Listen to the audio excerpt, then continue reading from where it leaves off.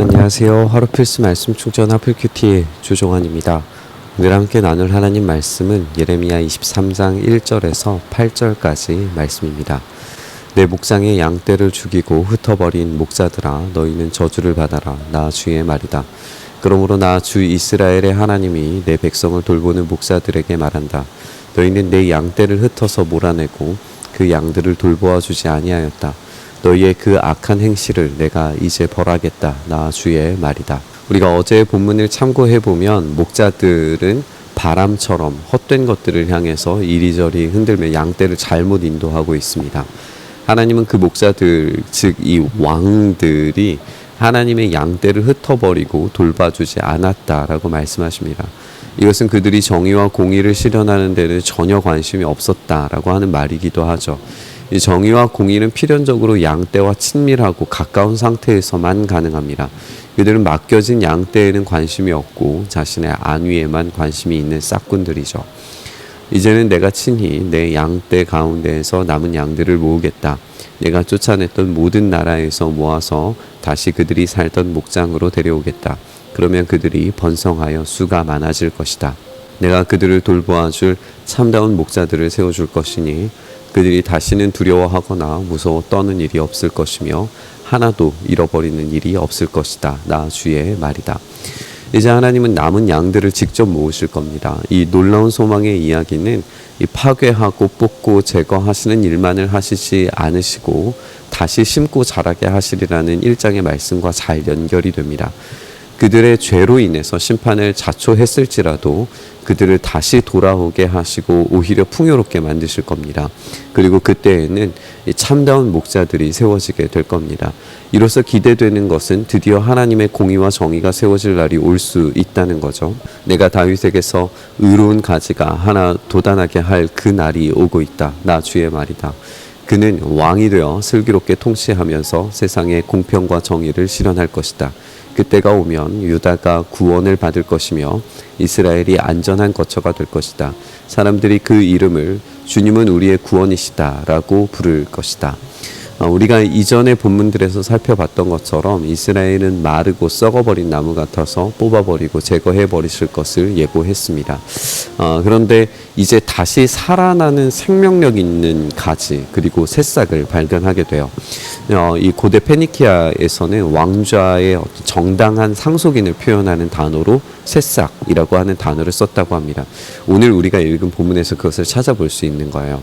우리가 어제 본문에서 살펴봤던 것처럼 여호야긴에게 더 이상의 아들이 없을 것이라고 예고되었다는 사실을 생각을 해봐야 됩니다. 그렇다면 이 정당한 상속인은 분명히 여호야긴의 계보와는 차별화된 인물일 것을 생각할 수밖에 없어요. 이 참된 정당한 상속인은 분명히 다윗의 왕가에서 태어나겠지만 여호야긴의 계보와는 상관없는 인물입니다. 그리고 그 차별화는 하나님의 명령과 언약에 따라서 슬기롭게 통치하고 공평과 정의를 실현하는 탁월함을 보여주게 될 겁니다.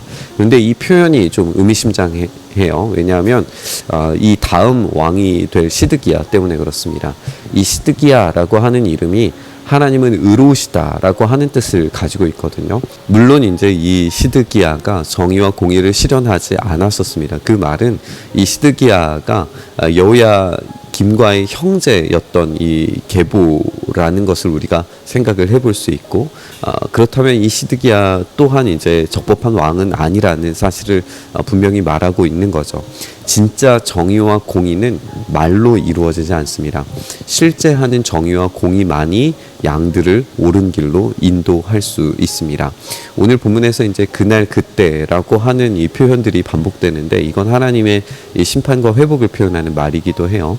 이 적법한 왕은 심판과 회복을 동시에 일으키실 겁니다.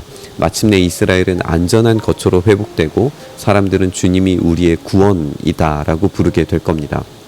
주님이 우리의 정이다라고 하면은 이제 시드기야가 이런 인물이 되리라고 하는 기대감을 갖겠지만 사람들이 진짜 왕을 향해서 부르게 되는 이름은 주님이 우리의 구원이시다라고 그렇게 부르게 될 거라고 이야기하고 있는 거예요. 이제 이스라엘에게 지금 당장 필요한 것은 주님이 우리의 의로움이시다라고 하는 이름을 가진 그런 왕이 아니라 우리의 구원이시다라고 하는 이름을 가진 인물이어야 된다라고 하는 사실을 알게 됩니다. 우리가 하나님은 우리의 구원이시다라고 하는 이름의 뜻을 가진 인물의 이름을 하나 알고 있는데 그 이름이 여호수아입니다. 그리고 이 여호수아에서 예수라고 하는 이름이 나왔습니다. 그러므로 보아라, 그날이 지금 오고 있다. 나 주의 말이다. 그때에는 사람들이 다시는 이스라엘 백성을 이집트 땅에서 이끌어내신 주의 살아계심을 두고 맹세하지 않고 그 대신에 이스라엘 집의 자손이 쫓겨가서 살던 북녘 땅과 그 밖의 모든 나라에서 그들을 이끌어내신 주의 살아계심을 두고 맹세할 것이다. 그때에는 그들이 고향 땅에서 살 것이다. 하나님은 이제 이집트에서 끌어내셨던 과거의 구원이 아니라 이 포로로부터 귀환시키시는 미래의 구원을 가져오시는 분으로 나타나고 있습니다. 하지만 이 미래는 과거에 하셨던 일들에 대한 분명하고 선명한 근거가 있을 때 확신 있게 붙들 수 있습니다. 하나님은 과거에도 이집트의 폭정과 고통에서 건져내셨어요. 그리고 이제 이스라엘은 자신들을 철저히 파괴시킨 나라로부터 원래 고향으로 돌아올 수 있으리라고 기대합니다. 왜냐하면 이집트에서도 그 일을 하셨던 분께서 앞으로도 그 일을 하시는 것이 어렵지 않으리라고 기대하고 있기 때문에 그렇습니다. 우리의 기대는 그 밖의 모든 나라, 즉 이 죽음과 사망, 절망과 저주, 괴로움과 눈물의 나라에서부터 약속의 나라로 인도하실 우리의 구원자가 속히 오시는 것입니다. 우리는 이 시대에 부적합한 왕들의 통치 밑에서 살아가고 있지만 유일하시고 온전하신 왕이신 우리의 구원자 예수 그리스도의 인도를 간절히 사모하고 있습니다. 예레미야가 아직 포로되지 않은 상태에서도 포로에서 돌아올 것을 기대하고 바라고 새싹과 같은 다윗의 자손이 나타나기를 간절히 기대했다면 우리는 확실하고 정확하고 분명하게 예고된 천국이 우리의 구주 예수 그리스도로 말미암아 예비되었다는 사실을 알고 있습니다. 과거에 이집트에서 바벨론과 페르시아에서 그 강대한 제국들 속에서 하나님의 일하심을 끝까지 신실하게 자기 백성을 지켜내신 하나님께서 지금도 앞으로도 우리에게 그 일을 행하시리라는 것을 우리는 확신 있게 붙들 수 있습니다. 그러므로 우리의 참된 왕이신 분께 우리의 삶을 온전히 드리기를 소망합니다. 그분이 우리에게 베풀어 주실 지혜와 공평과 정의를 간절히 바라고 소망하시길 바랍니다.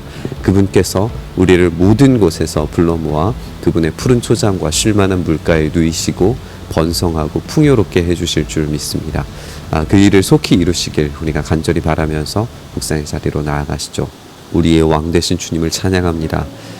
그 모든 약속들을 신실하게 지키신 주님께서 지금도 그 약속을 지키시기 위해 준비하고 계심을 우리가 온전히 믿습니다. 그날 그때 그 심판과 구원의 날이 오는 그때 우리의 구원자이신 주님께서 우리를 마침내 저 쉴만한 물가로 푸른 초장으로 우리를 인도해 가실 줄 믿습니다.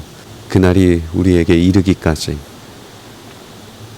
우리의 삶을 다하여 주님께 순종하며 주님과 함께 이 길을 걸어갈 때에 지치지 않게 하시고 넘어지지 않게 하시고 쓰러지지 않게 하시고 끝까지 이 길을 따라가 주님의 그 영광스러운 나라에 우리가 도착할 수 있도록 주여 우리를 붙들어 주시옵소서.